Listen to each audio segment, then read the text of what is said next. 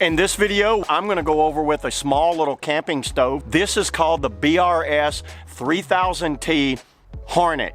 So yeah, let's go ahead and check this thing out. I've actually had this for maybe around about 2 years. I kept the original packaging because you never know if you have to send it back or do what I'm doing right here today, which is do a long-term review for all of y'all. I'll show you exactly what you get with the package. All right, so it comes in this little blister pack here.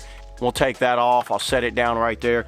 But check that out. One thing you have a spare O-ring.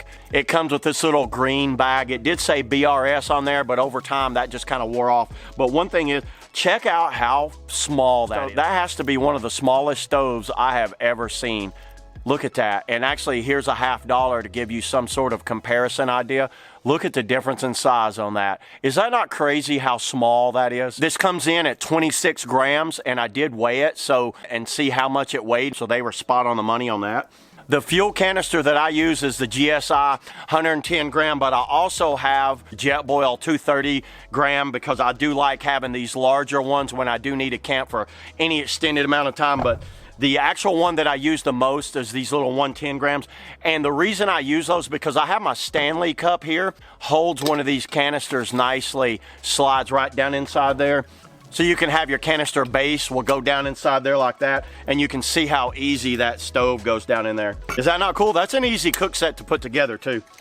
So there was some wording right here, but my wording wore off after a while. You can see this is heavily used. I use several different ovens, but I really like this little guy right here. I also have a Jetboil that I use, and I'll show y'all how this thing works. You basically just fold these little feet out, and you could see how it has these grooves that captures on the end. When there is a pot on it, you can see how it grabs that pot right in, and it seems to work really well because it'll lock in right like that. The gas adjustment is right here.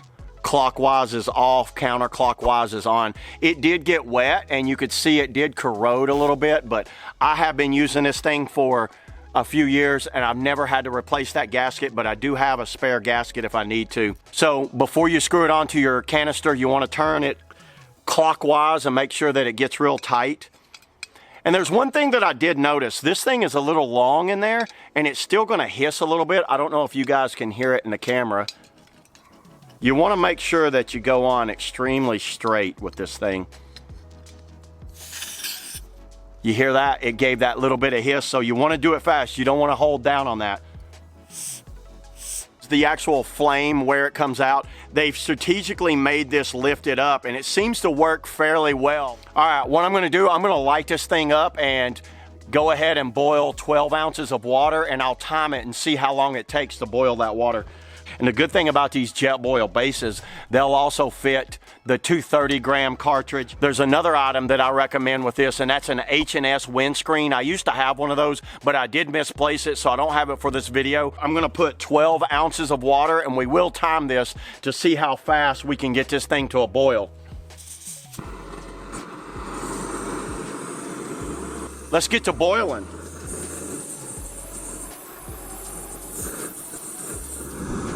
Temperature reading, I'm at 136 degrees, and about 12 ounces is what I use.